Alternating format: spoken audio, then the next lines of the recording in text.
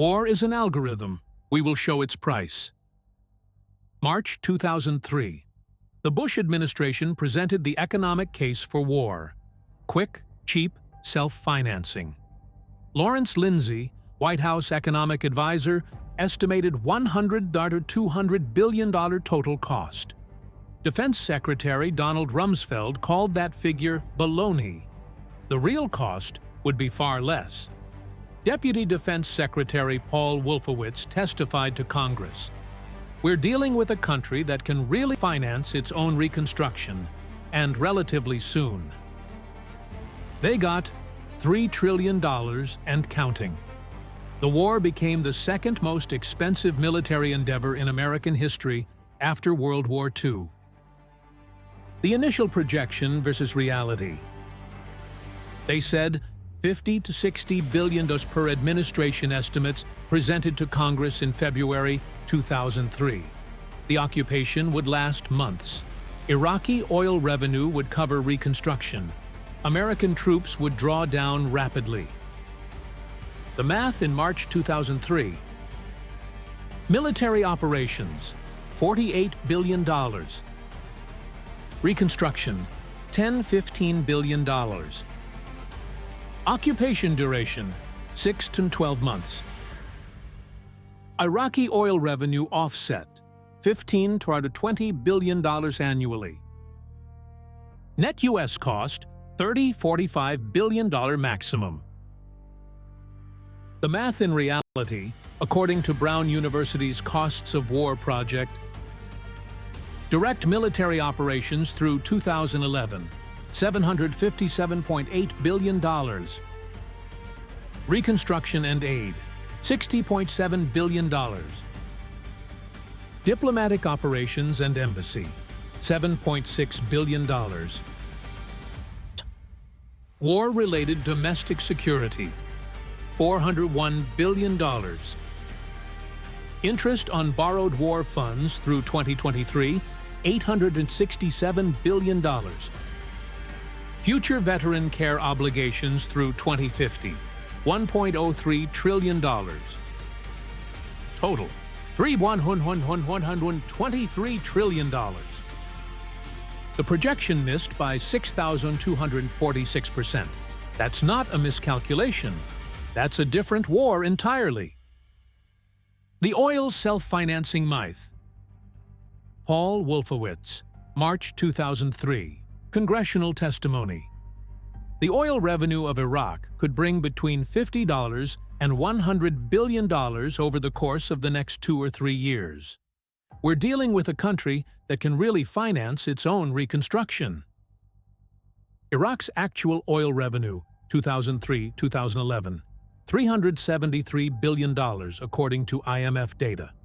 Of this, the Iraqi government directed approximately $14.2 billion to reconstruction activities tracked by U.S. oversight bodies. The rest disappeared into operational government budgets, corruption networks, and sectarian patronage systems. U.S. appropriations for Iraqi reconstruction, 2003-2011, $60.7 billion. Iraq's oil didn't finance American operations. American appropriations financed Iraqi operations. The Special Inspector General for Iraq Reconstruction, CIGIR, found that of $60.7 billion allocated, $8.7 billion could not be accounted for, simply vanished. Another $11.4 billion went to projects never completed or abandoned shortly after handover. That's $20.1 billion with zero return, a third of reconstruction spending. The quick war that became permanent. Major combat operations, 21 days. Mission accomplished, May 1, 2003. They said it was over. Peak U.S. troop presence, 2007, at 170,300 soldiers. 4 years after victory. Withdrawal completion, December 2011. 3,176 days after mission accomplished. Daily cost of operations at peak, 2007-2008, $343 million per day, according to Congressional Research Service analysis. That's $14.3 million per hour, every hour, for years. Why did Quick become permanent? The administration assumed existing Iraqi institutions would function, oil infrastructure would resume production immediately, sectarian tensions were manageable, reconstruction would be brief. They encountered dissolved Iraqi army creating 400,000 unemployed armed men, looted government ministries with zero institutional continuity, destroyed electrical grid requiring complete rebuilding, ethno-sectarian civil war from 2006-2008, killing 34,000 annually. Each miscalculation added years and billions. The dissolving of the Iraqi army alone, Paul Bremer's Order No. 2, May 2003, created the core of the insurgency.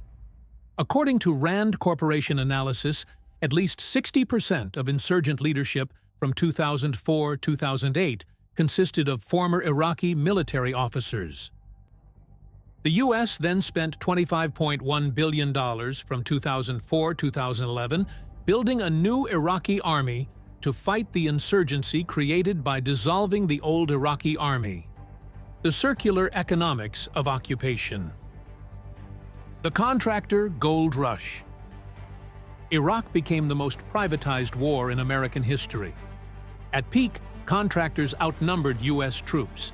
2007, 180,000 contractors, 170,300 soldiers.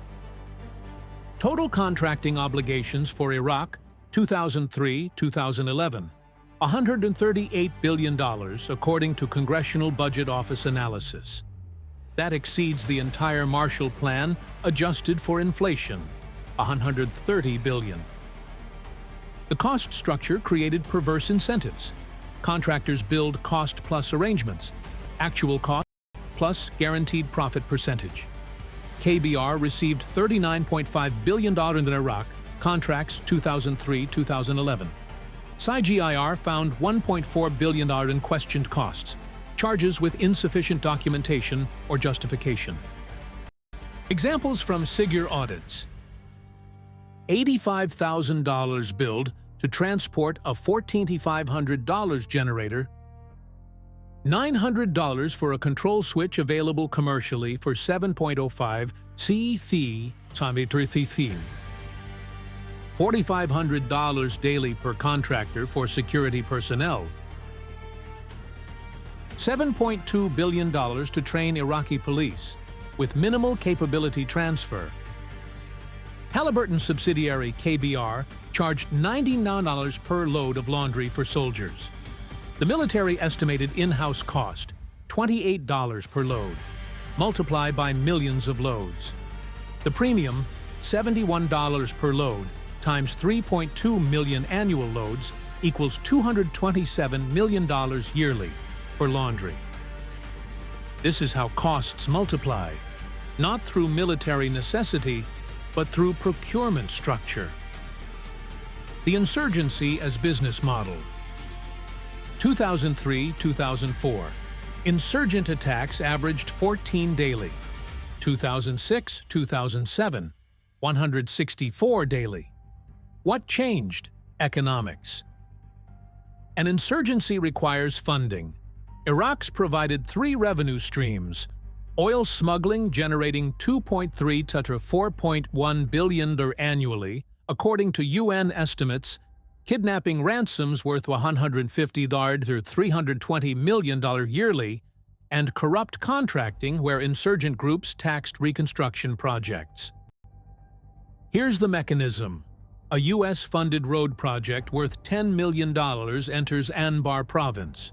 The contractor pays $400,000 to local insurgent groups to not attack the project.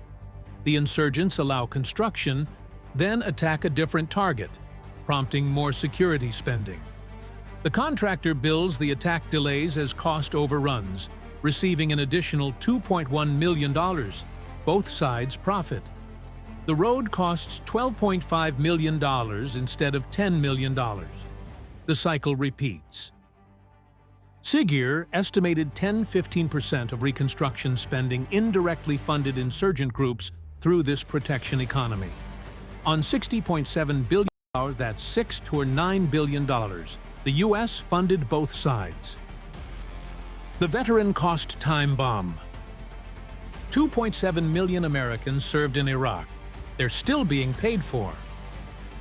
According to Veterans Affairs data, 970,000 Iraq veterans have filed disability claims. 73% have been approved. Average annual payment per disabled veteran, $1,800. Current annual VA cost for Iraq veterans, $13.1 billion. This will continue until the last veteran dies, projected 2070–2080. Total future obligation, $1.03 trillion in present value, according to Brown University researchers. Add treatment for traumatic brain injury, PTSD, and other service-connected conditions. The war continues to cost $13.1 billion annually, 2 decades after it began. That exceeds the entire 2003 projection for the war's total cost, every single year. The opportunity cost. $3 to $123 trillion. What does that buy? According to American Society of Civil Engineers, the entire U.S. infrastructure deficit, roads, bridges, water systems, electrical grid, could be eliminated with $2.6 trillion. The Iraq War cost $500 billion more than that. Or, full 4-year public university tuition for 78 million students at current average costs. That's every American student for 18 years. Or, universal health care coverage for 41 million uninsured Americans for 23 years. The National Institutes of Health annual budget, 32 billion. Ours, Iraq consumed that every 34 days at peak spending. The irreversibility. Why did a quick war become an 8-year occupation? The algorithm of sunk costs. By 2005, the U.S. had invested $200 billion. Withdrawal meant admitting that spending achieved nothing. Continuation offered the possibility of eventual success, justifying prior costs. So spending continued. By 2007, $400 billion invested. Withdrawal became even more politically costly. The surge added 30,000 troops and $60 billion. Each year of presence created infrastructure, contracts, and commitments that made the next year's presence more likely. This is the sunk cost trap at national scale. The rational decision, acknowledge failure and minimize additional loss, becomes politically impossible. So the algorithm runs. More spending to justify prior spending. The final accounting. December 2011. The last U.S. troops departed. Behind them, $123 trillion spent, 4,131 U.S. soldiers killed, 31,994 wounded, 176,000 Iraqi civilian deaths, 1.2 million internally displaced, $60.7 billion in reconstruction with minimal lasting impact. Iraq 2011 electrical production, 7,300 megawatts. Iraq 2003 pre-war, 4,400 megawatts. Gain, 2,900 megawatts. Cost per megawatt added $20.9 million. You could build nuclear power plants cheaper. Oil production 2011, 2.7 million barrels daily. Pre-war 2003, 2.6 million. Net gain 100,000 barrels daily. U.S. spent $223 trillion to increase Iraqi oil production 3.8%. Cost per barrel of additional daily capacity, $31.2 million per barrel. The system revealed. This wasn't incompetence. It was the predictable outcome of institutional incentives. The military needed a mission after Afghanistan. Defense contractors needed revenue. Politicians needed to demonstrate action post 9/11. Iraqi exile groups needed American power to gain control. Each actor was rational within their frame. Together, they created a system where quick war assumptions enabled intervention, reality demanded escalation, sunk costs prevented withdrawal, and contracting structures multiplied expenses. They said, $60 billion or self-financing, quick victory. They got $3.823 trillion permanent veteran costs, infrastructure not built in America, and a Middle East more unstable than before intervention. Not miscalculation, systemic inevitability. When institutional incentives align for war, cost projections become marketing, not analysis. The most expensive lesson in modern American history: wars cost what they cost, not what proponents claim they'll cost. And the bill arrives decades after the mission-accomplished banner comes down. War is an algorithm.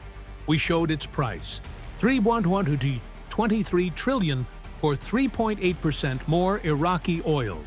Subscribe to What War Costs, where we calculate what cheerleaders won't.